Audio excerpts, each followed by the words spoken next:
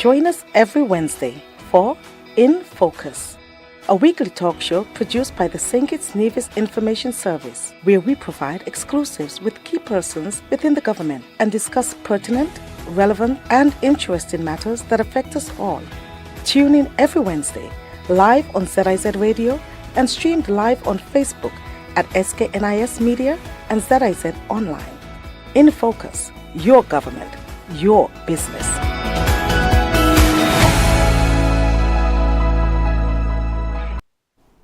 I'm Ian Richards. Welcome to InFocus, a weekly program where we zoom in on what's happening within and throughout the government of St. Kitts and Nevis, your government.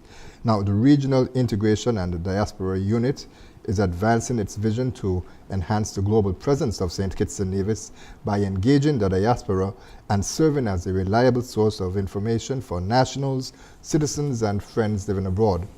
The unit has introduced several new initiatives, forged new partnerships, and strengthened existing programs to achieve its goals. His Excellency Larry Vaughn, head of the Regional Integration and Diaspora Unit, is here today to discuss the crucial work being done to improve relations with the diaspora and to educate them about the government's Sustainable Island State agenda. Stay with us as we delve into your government, your business.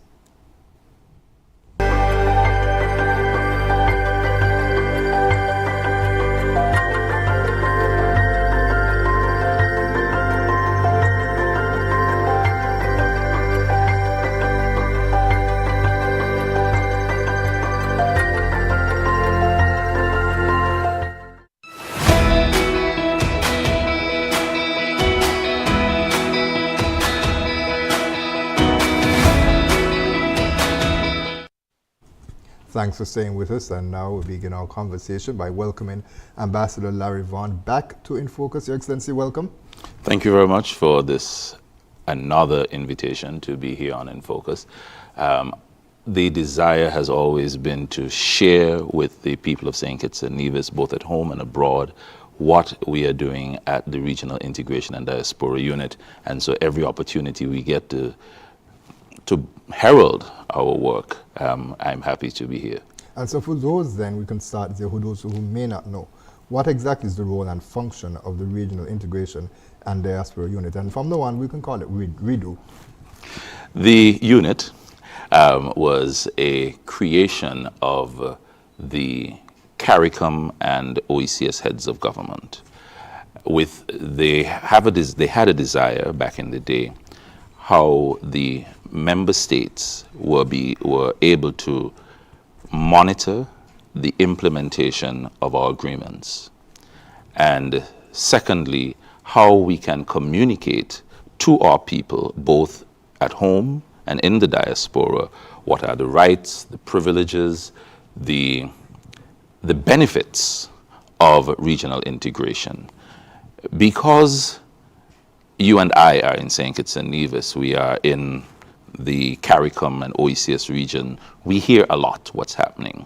But our nationals living abroad and beyond, they have an understanding, yes, that there is CARICOM, there is OECS, but what are the benefits? How can a national of St. Kitts and Nevis living in, per se, the British Virgin Islands or further afield in London or in Canada, how can they benefit if they are having interests in settling in another country, doing business within another CARICOM country or OECS country?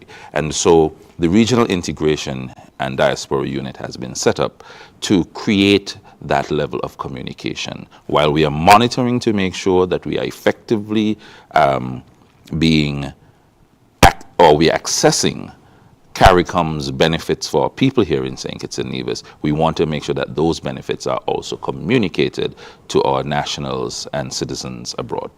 Now, earlier we talked about the fact that, in my intro, I spoke about the fact that, it has a vision and it's engaging all national citizens, and an important distinction to make as well, for those who may not be aware. A national is someone who was born in the country, whether St. Kitts or in Nevis, and a citizen is someone who acquires the rights to be a citizen, whether it be through descent, through marriage. Well, every national is a citizen.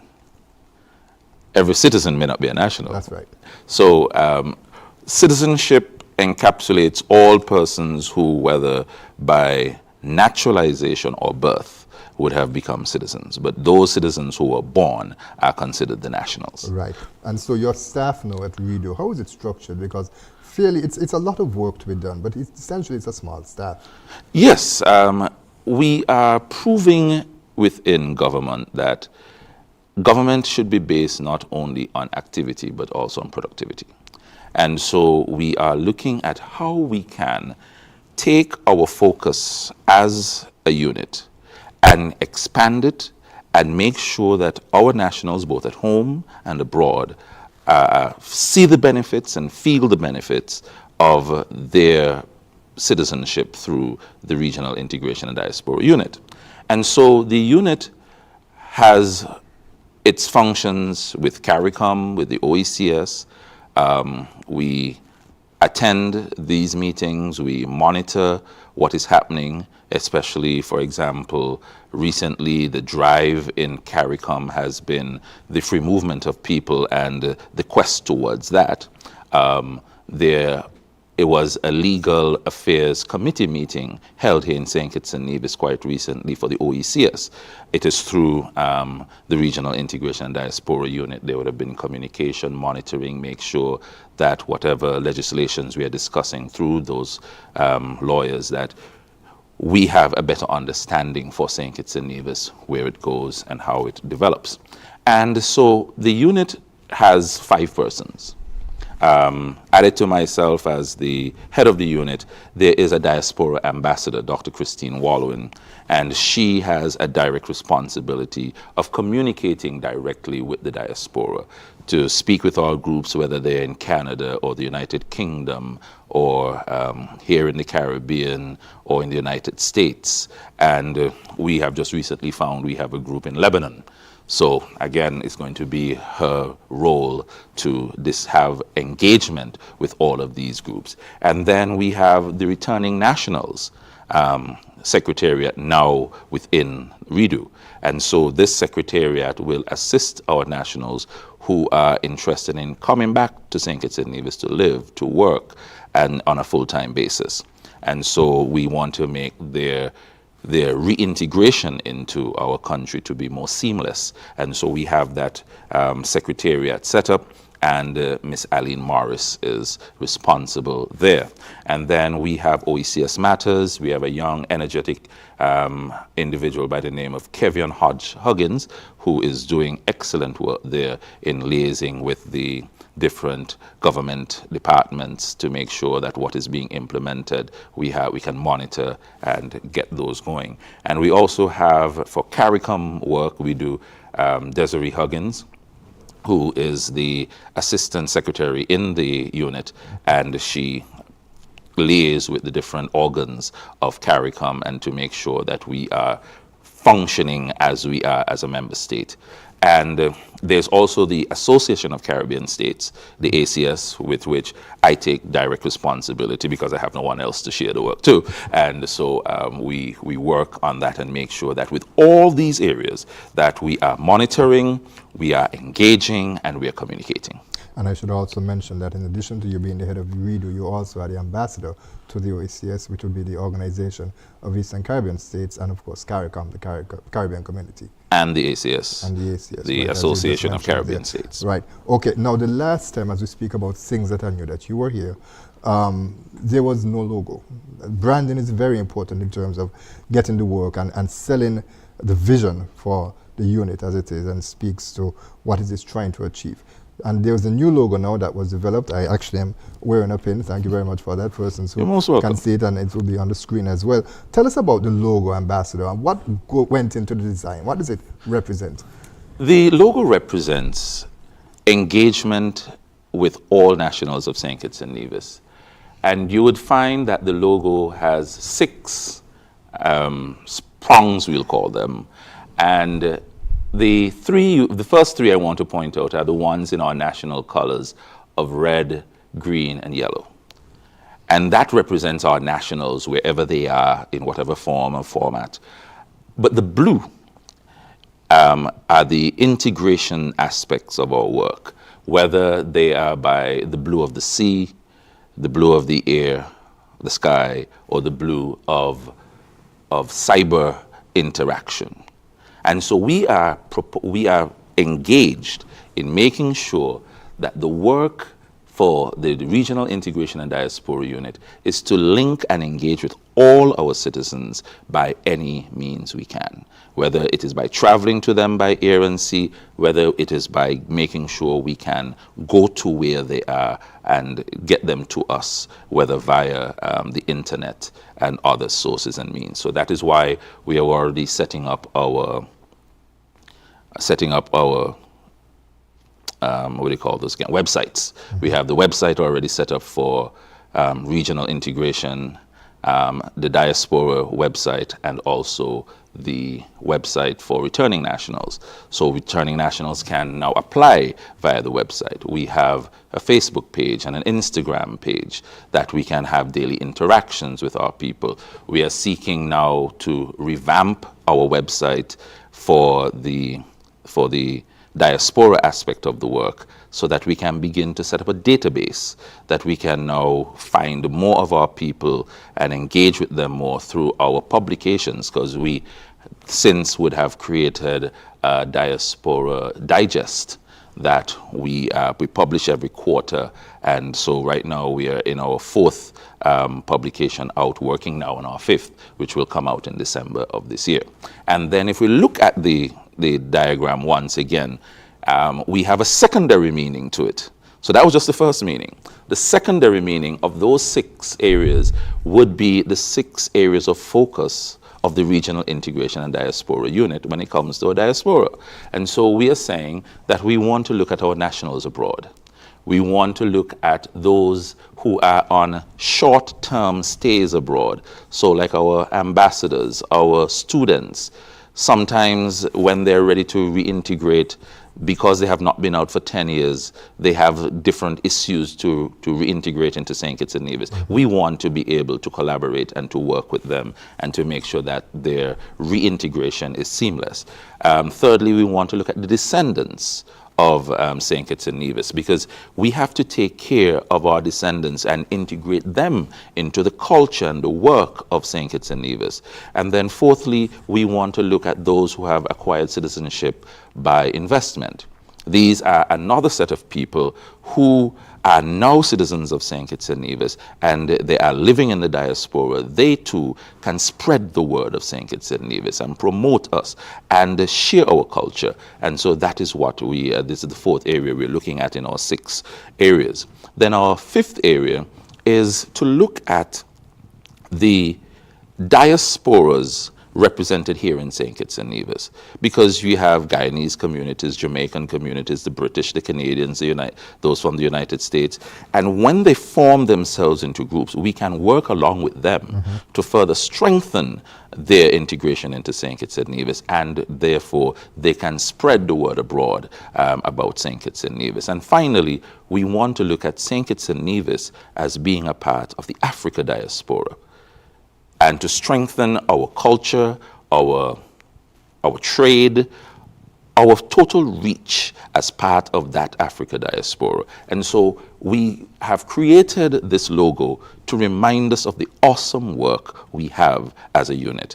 It is not just a little bit of work for 6 people to, or for 5 people to do. It is to make sure that we can draw into the ethos of the work of the unit all the people who are a part of our diaspora or whose diasporas are represented here in St. Kitts and Nevis.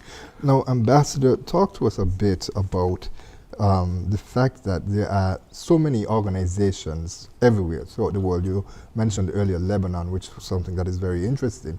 How many organizations officially does the unit interact with?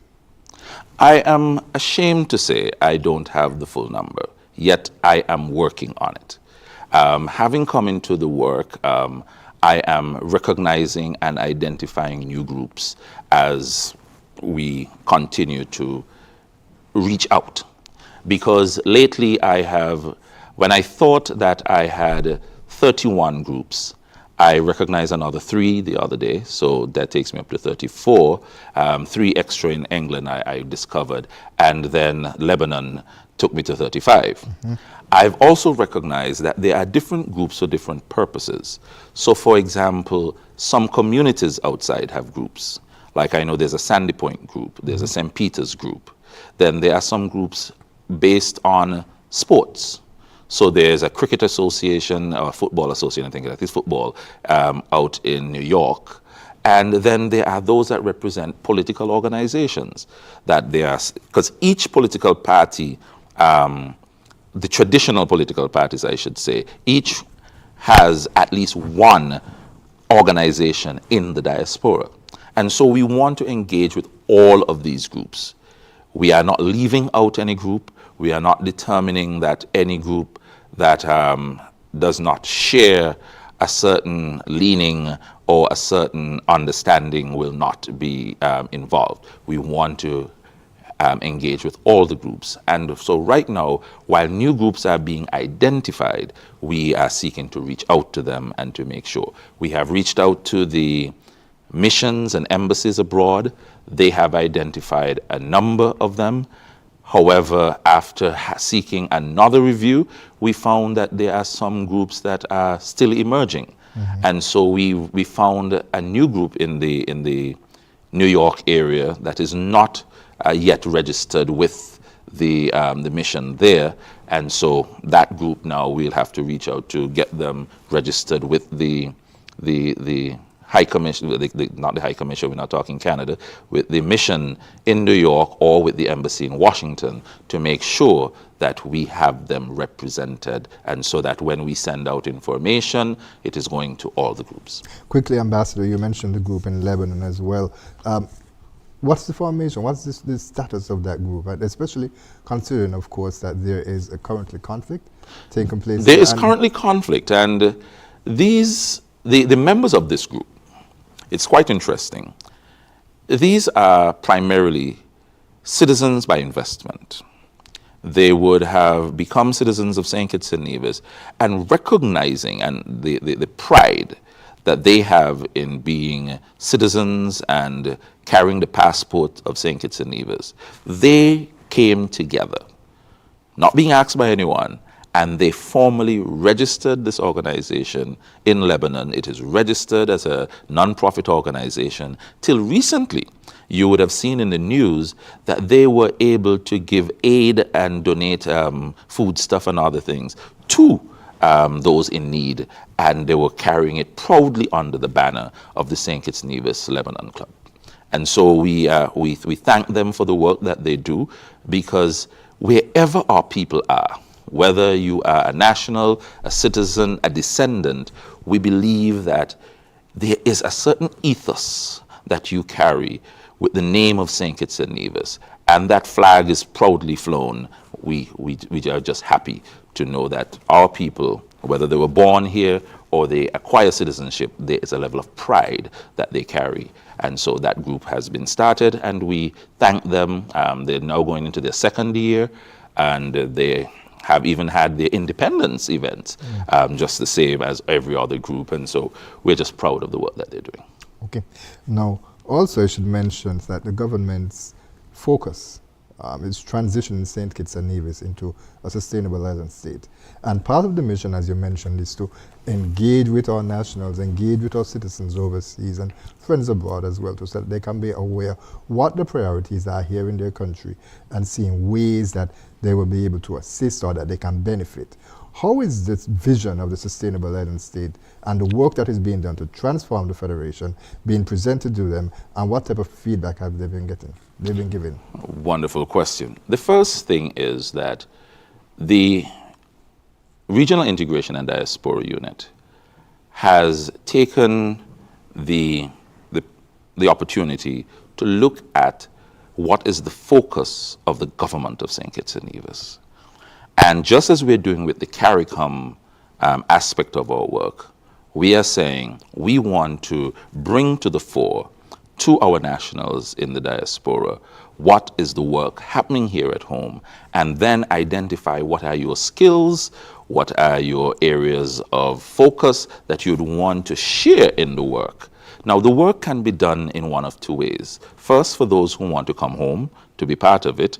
Secondly, those who want to stay in the diaspora but use the links of trade, whether in goods or services, to ensure that we continue that sustainability. So let's say that we identify someone in the diaspora who is into making alternatives for plastic bags, that by next year we will be phasing out of those single-use plastic bags. Let's say we can find those nationals who can make those alternatives, and so we can become part of either those new types of bags being manufactured here in St. Kitts and Nevis, or they're manufactured in the diaspora and they're easily sent to us here in St. Kitts and Nevis. Whatever is that work, we want to be able to make sure that 1, there is information, 2, there is engagement, and 3, there is action.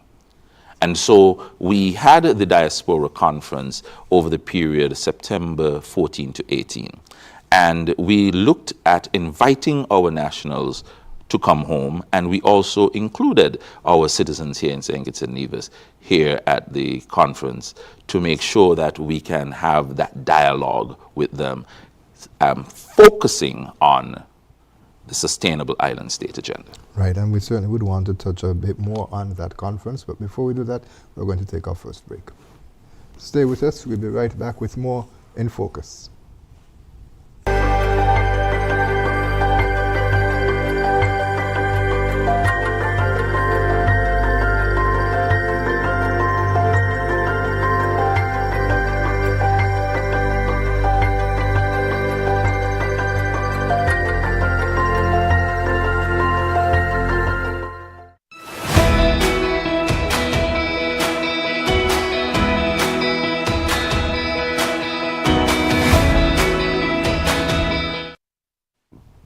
Thanks for staying with us. We continue our conversation with His Excellency Larry Vaughn, who is head of the Regional Integration Unit and, well, the Regional Integration and the Diaspora Unit, excuse me. Ambassador, before we took the break, you spoke about the Diaspora Conference that was held here in St. Kitts and Nevis from September 14 to 18. Shed some light on it, if you will, in terms of what took place.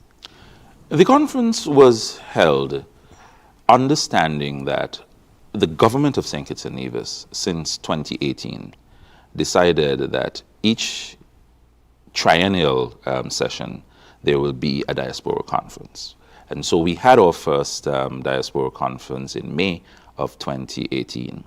And on account of our good friends at the COVID guys, we did not have one in 2021. And so we decided by 2024, we will follow up in that triennial pattern to have the conference. And it was held in September under the theme Diasporic Synergies for Sustainable Island State. We wanted to bring our nationals with the experience, and the descendants as well, who had the experience in key areas of the Sustainable Island State Agenda. And so we looked at 7 areas of discussion for that conference. We first looked at health. How can we strengthen the health agenda here in St. Kitts and Nevis? Secondly, we looked at investment and wealth building. How do we ensure that our diaspora can work with others here in St. Kitts and Nevis for an exchange of building wealth and focusing on wealth generation and investment? Then we looked at the future of the diaspora, the next generation of diaspora. So we had to look at our young people and sports and education, and even how do we want to focus the next generation of diaspora. We also looked at the sustainable island state and looked at areas like manufacturing and agriculture. How do we incorporate the work of our people in the diaspora with St. Kitts and Nevis? Because we recognize that while St. Kitts and Nevis has a population of about 52,000 people, the United Nations IOM, which is the International Organization for Migration, has estimated that St. Kitts and Nevis has about 56,000 nationals living in the diaspora. So if we begin to look at bringing together the economic, social, cultural opportunities that there are by bringing 56,000 and 52,000 together, this will be a package of over 108,000 people who would be able to bring greater economic, social, and cultural advancement to St. Kitts and Nevis. And so one of the things we wanted to end the conference with is to have a more engaging and more inclusive diaspora policy. We do have a diaspora policy which was created just about 2018, 6 years in focus. How do we now have that diaspora policy focus on sustainability, where the focus of the government is? And so we want to have the diaspora always being part of the discussion and the action that will take place in St. Kitts and Nevis. The conference, as mentioned, it was held from September 14th to 18th. How many persons were able to participate in the conference itself? The conference attendees, we put it to about 200 persons, and we were fully subscribed. We then decided it was best to have a online presence, and so each session, each of the 7 sessions were fully broadcast live, and they're on YouTube where one can access them thereafter. And so I would say on average, it could be more than 500-600 persons who would have participated in the conference in one form or another. Added to that, there were some persons who carried it on their pages as well to assist us. And so while I don't have the details on those, I believe that we've had a wonderful start, and we'll want to grow our interactions going forward.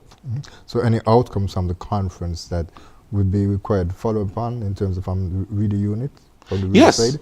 Oh, yes. Because the idea of the conference, in putting it in this format, will be, 1, for us to reshape the diaspora policy, 2, to put a strategic plan together for the work of the diaspora unit, the regional integration and diaspora unit, over the next 3 years.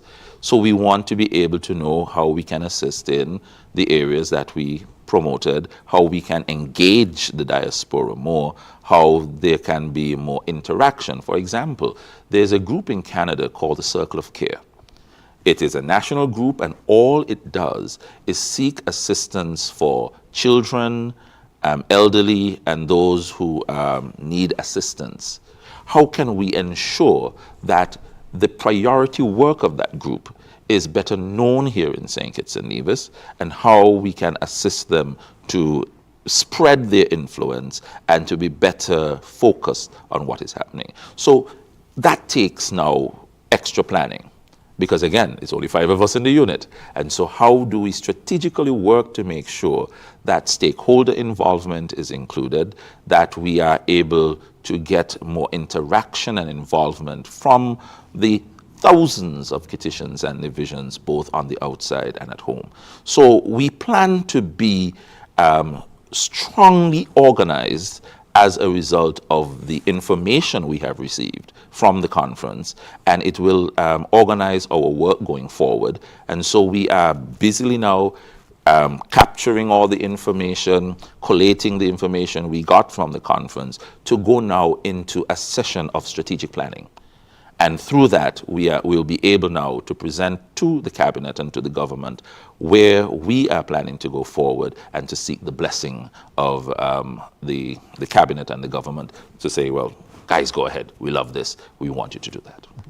Last week on InFocus, we had a feature with that included Dr. Mark Grant, and of course, persons who would have watched it or would be familiar with him, he is a person who is well-renowned surgeon in endoscopy, and he made it's a point to mention, of course, that there are so many persons in the diaspora who are giving back to St. Kitts and Nevis, who are lending their expertise And their that is so. experience. That is truly so. And I'm sure that's something that the REDO unit, well, I keep putting unit. The U at the end of REDO Is for unit. Is for unit. Yes. So that is something I'm sure that REDO is excited about. Is there any work to help facilitate that for persons who are coming back who are willing to lend their expertise and experience? Yes. And that is one of the areas where I'm proud to say Dr. Christine Walwyn, as our Diaspora Ambassador, works diligently to make sure that there is contact being made between local stakeholders and our diaspora experts who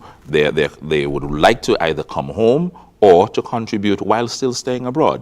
And so we have been looking at areas like tourism, we're looking at infrastructure, engineers. The last discussion we had was also on health. And so Dr. Grant will not be the only person who would be coming and bringing his expertise, but in the discussions going forward, or various areas, especially in the culinary arts, to assist our students at the CFBC. All these have been in discussion, and we are looking forward to bring them into focus and also to have them materialize for our people. Now, in terms of the contributions that persons would have made, and you mentioned in terms of drafting a strategy, a policy document that would help to guide the directions of REDO moving forward. Can you give any practical example off the top of your head where persons would have made suggestions, shared opinions, or given their feedback on whatever policies there may be that would help to move forward to communicate it to the government and actually would have changed some sort of policy or some sort of initiative or program here that the government has? Has there been examples of that you can mention off the top of your head? While I cannot say I can identify one off the top of my head, I can say that we have made the connections where the conversations are being had. Because REDO does not want to present itself as where the information will come and action takes place. We are the conduit. So we want to make that connection between our diaspora and local stakeholders, including the government or the private sector or a non-profit organization. And so partnerships have happened. I know, especially with the Circle of Care, they would have had partnerships with the children's home, no, the Cardin home. And they would have presented items to the Cardin home in the last 3 months or so. I know in the area of sport that the group in Birmingham would have contributed netballs to our primary school education sports system. These have been happening, and these are some of the latest happenings.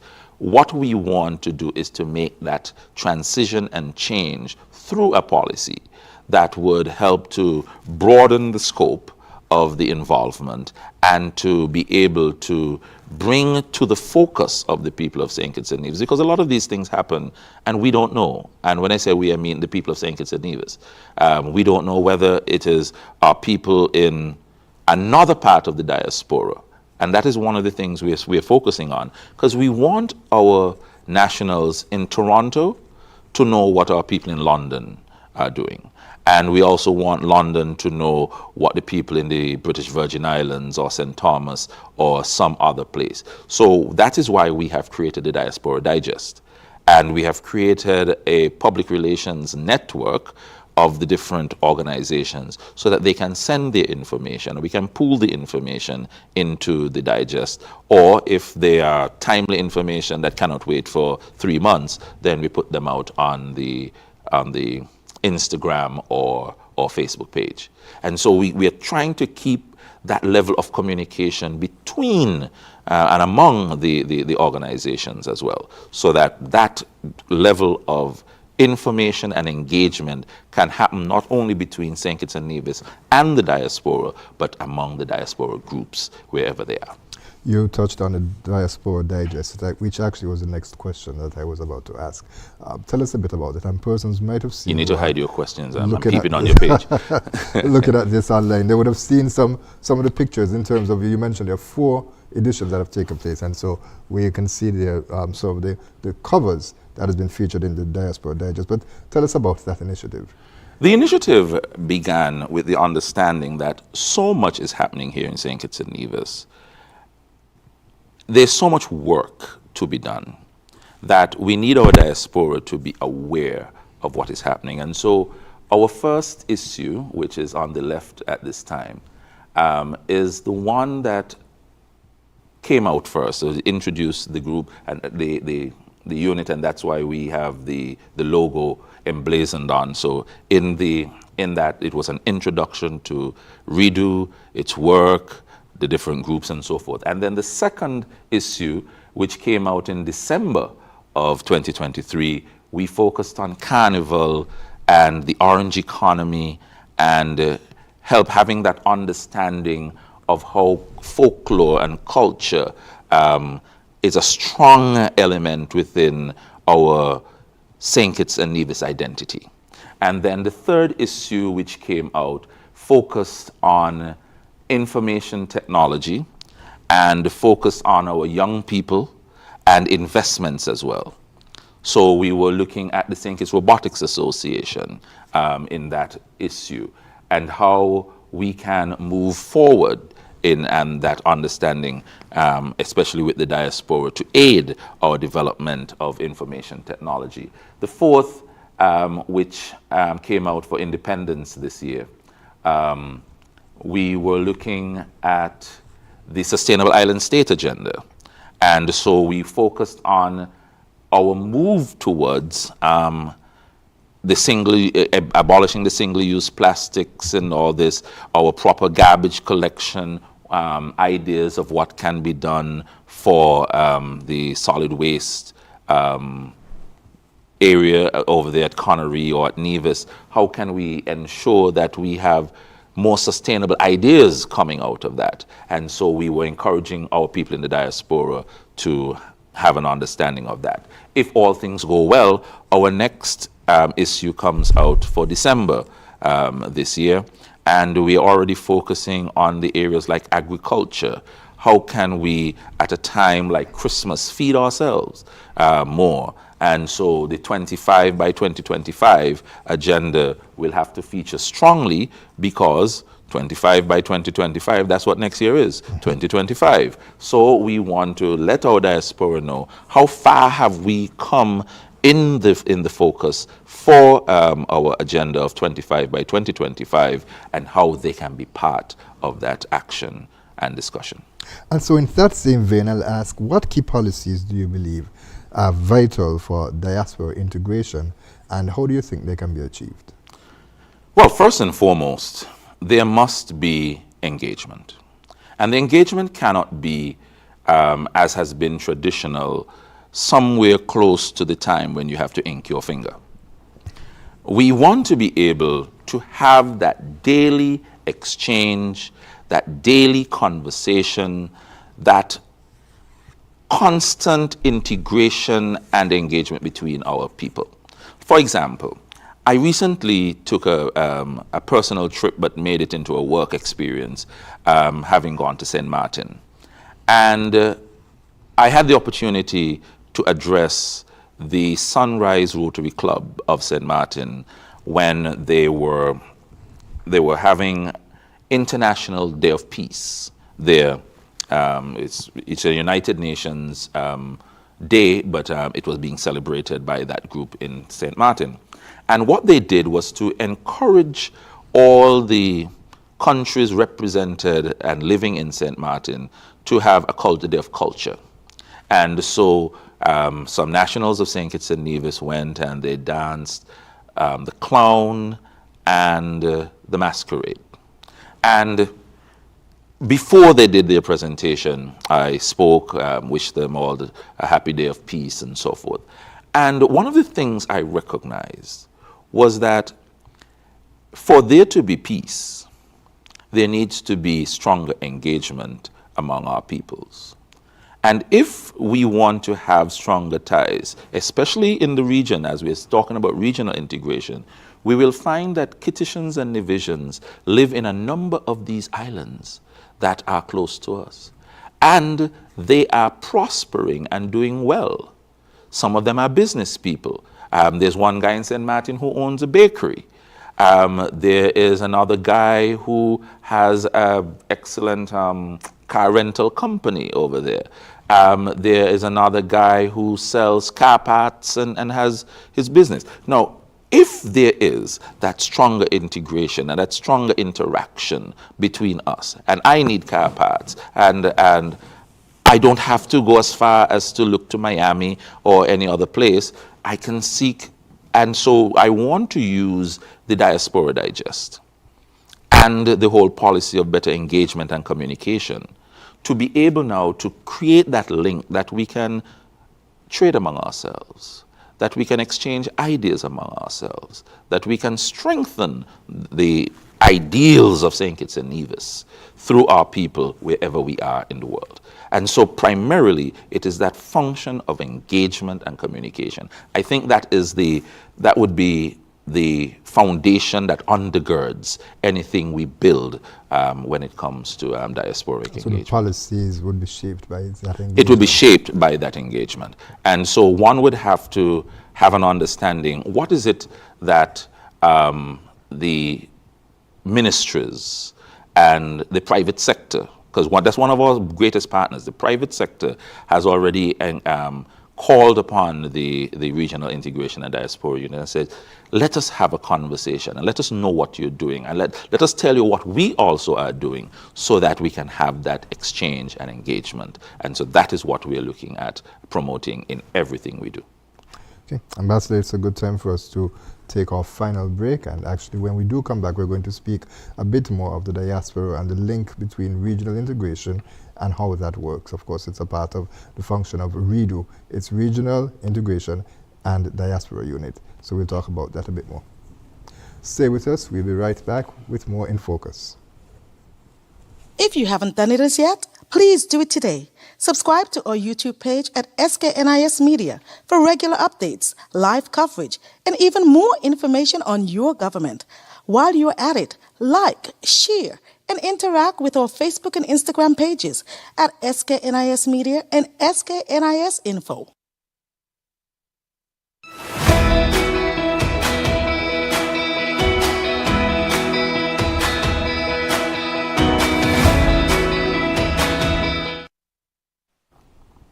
Welcome back to In Focus. We continue our discussion with His Excellency Larry Vaughn, the head of the Regional Integration and Diaspora Unit here in St. Kitts and Nevis.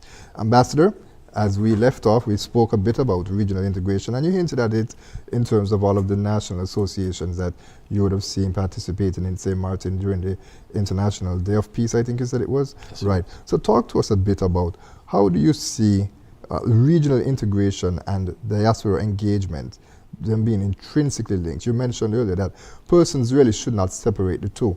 And I suppose the name REDU actually does capture the fact that all of it is linked.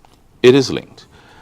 It was back in, I want to believe it was like 2001, at the turn of the century, that it was understood that while CARICOM had been doing a lot of work, it appears that much was not being felt as being beneficial by the people in the member states.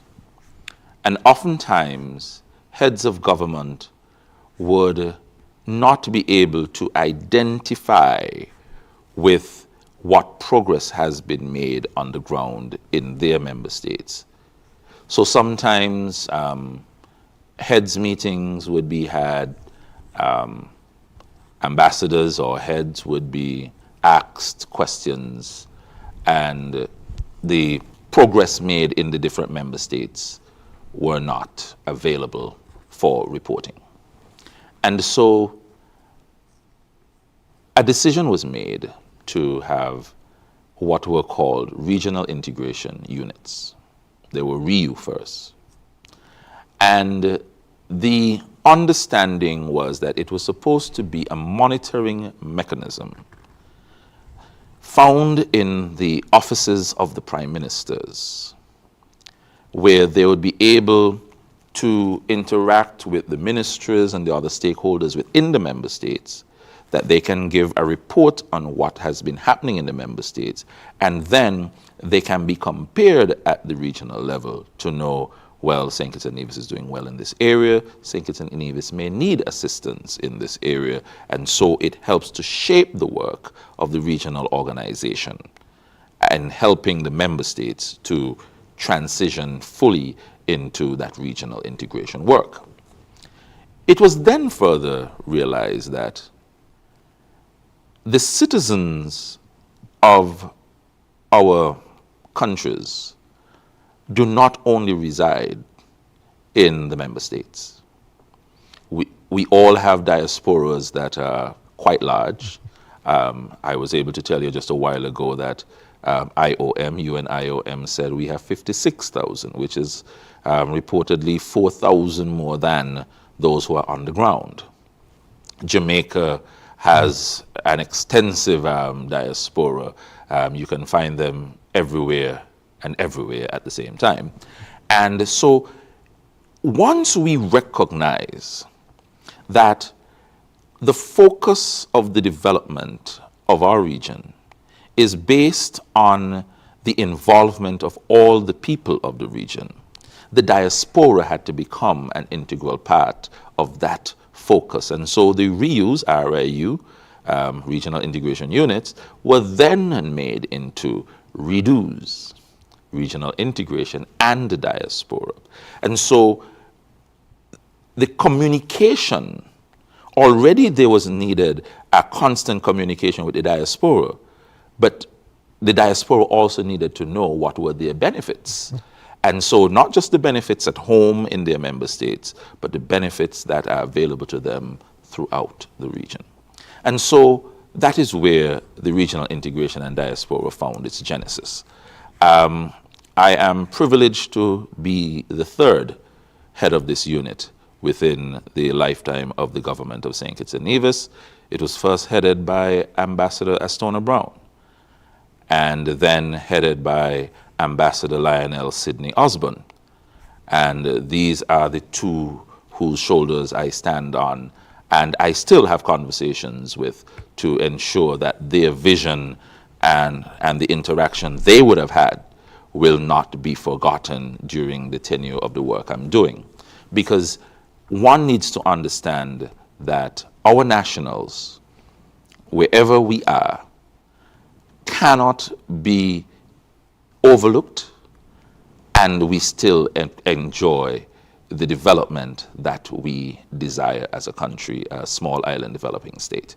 And so whether it be our work of free movement of people, free movement of skills, of capital, whether it is on the Sustainable Island State agenda that is intrinsic to St. Kitts and Nevis, we must always make sure that whatever it is, our nationals, whether at home or abroad, enjoy that constant level of high quality communication, that they can know what's going on and they can make the investment of their time, of their skills, of their resources to be sure that we have stronger development here in St. Kitts and Nevis and the region. Right, and you actually again touched on my next question, which would be, as you speak about having that information, having that knowledge, the thing becomes then, how do you use it? And so the question would be, how do you see regional diaspora communities, what role do you see them playing in regional integration efforts? The diaspora groups must first have that awareness, and then they in turn will shape their level of involvement in the whole process. It is never good that we want to present ourselves into the work from where we sit on the outside. And so the number one area is inclusion. And so where I want to find the diaspora being actively involved is, number one, helping to shape a conversation of involvement. Because oftentimes we want to say, well, you can't have a conversation with us because you're not from here. But if that is the way we will treat others in St. Kitts and Nevis, is that the way we want our brothers and sisters to be treated where they sit in other diaspora? And so that is the level of engagement, and that is a new culture that we want to help shape, so that no matter where we sit, whether in Keys, Keyon, Sandy Point, or Sydney, Australia, we can be part of the national and regional conversation, because we are still sons and daughters of the Caribbean. We are still sons and daughters of St. Kitts and Nevis. And so, however we can help to shape that conversation, to strengthen the integration, we will do our part here at the Regional Integration and Diaspora Unit. And so we want to make sure that the diaspora groups, the citizens in the diaspora, because that's the other issue we are having, that while we have 56,000 people outside there, according to IOM, when we look at the 35 or so groups we have identified so far, we don't have 10,000. So it appears that we have a number of nationals, or a greater proportion of our nationals, who do not involve themselves in groups while they're out there. So the question is, how do we now engage with them? And so one of the things we are looking at doing going forward is to create that database that we can, as persons identify themselves, they can come onto our website, and we are revamping and reshaping the website for 2025 to include an area where our people can come and list their names, their contact information, their areas of skills that they would want to participate in, and we can have that database being built to find our people, to strengthen that work that they can be a part of in the development of St. Kitts and Nevis and the region. And so what would you say, Ambassador, is the biggest challenge then facing diaspora integration in the region today? Buy-in. Buy-in. We have come to an age of individualism. And so when John Brown leaves St. Kitts and Nevis, it is often, one of the things we identified, and I have to point this out with a smile, is that Kittitians and Nevisians leave our islands in waves. And they leave at a particular time of political turmoil. So my party has lost, I'm out. I stay out. That would be perceived individual political turmoil. Hold on. And when that happens, the question now is, can I get John Brown to want to get involved in work in St. Kitts and Nevis when it was more a push than a pull that got him into the diaspora? And so we often find that one of the first hurdles to get over is sometimes the hurt that have caused some of our people to leave St. Kitts and Nevis. Secondly, we have the understanding that sometimes our people feel that because they are not at home, they are not heard as they ought to be. And so the hurdle is to get them to a place where they recognize that your voice will be heard. Because some will start off and say, I never bother with me. But just in case they say something. And so that level of distrust now has to be overcome.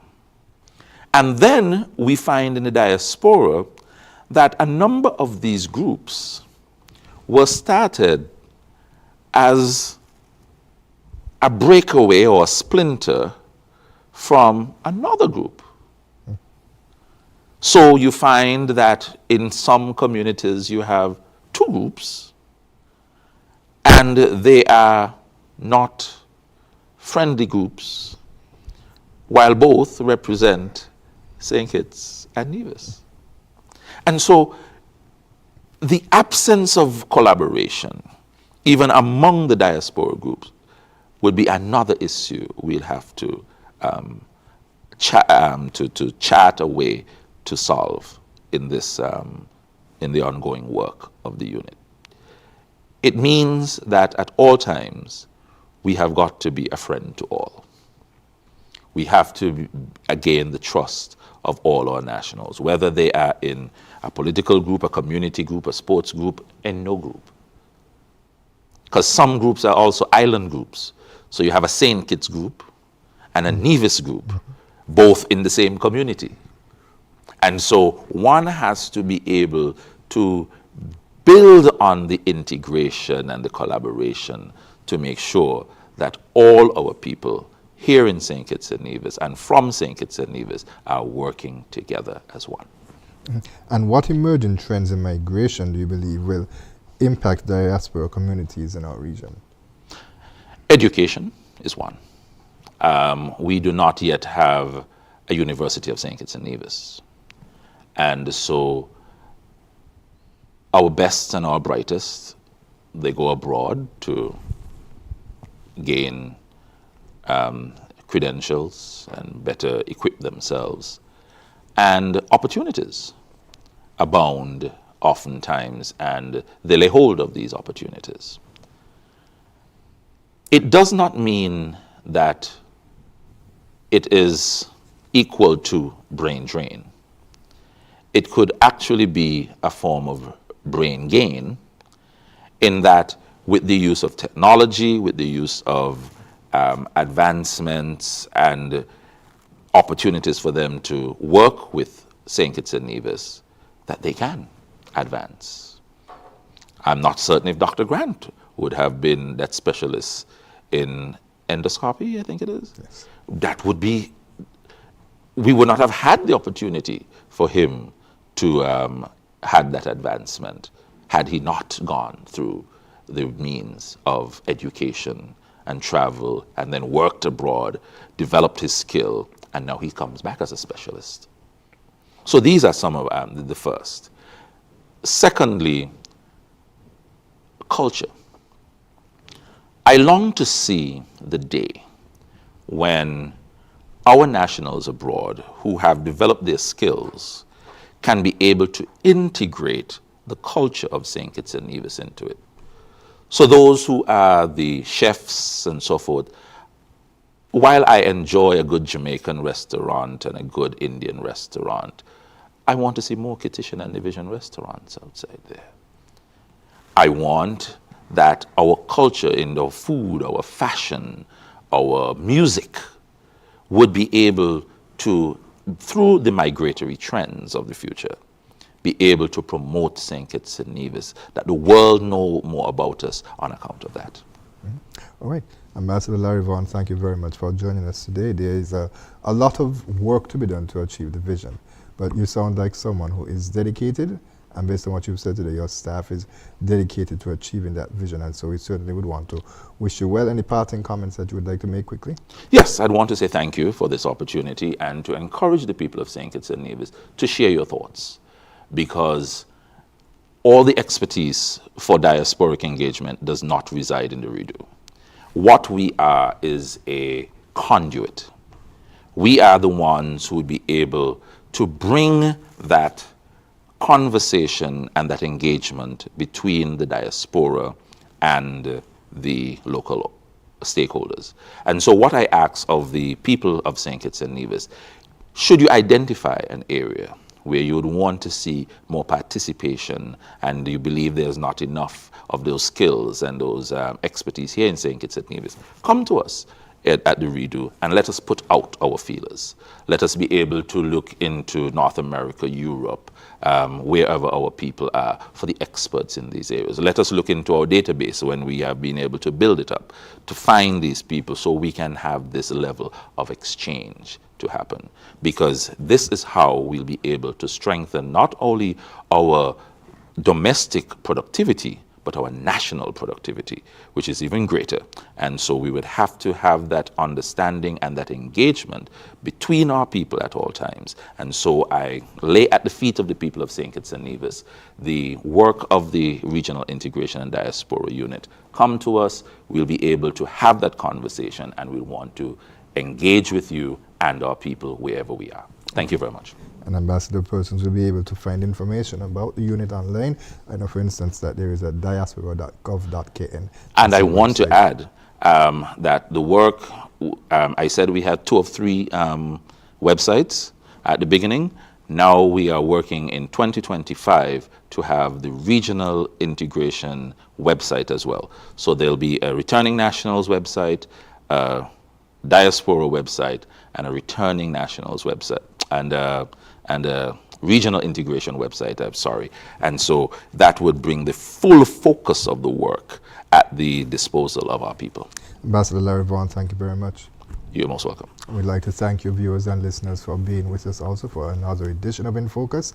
Please do join us next week. And then I should mention that the program always was designed to be interactive, and we'll be able to increase the level of interaction next week when we'll be taking your calls. There will be a new format where persons will be asked to identify their names, and you can give an alias if you wish to, and also to state your question so that we'll be more clear in terms of who's calling and what they're asking in case there is some disconnection. So we'll have more information about that next week.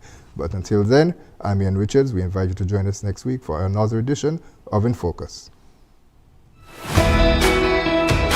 Join us every Wednesday for InFocus, a weekly talk show produced by the St. Kitts Nevis Information Service, where we provide exclusives with key persons within the government and discuss pertinent, relevant, and interesting matters that affect us all. Tune in every Wednesday, live on ZIZ Radio, and streamed live on Facebook at SKNIS Media and ZIZ Online. InFocus, your government, your business.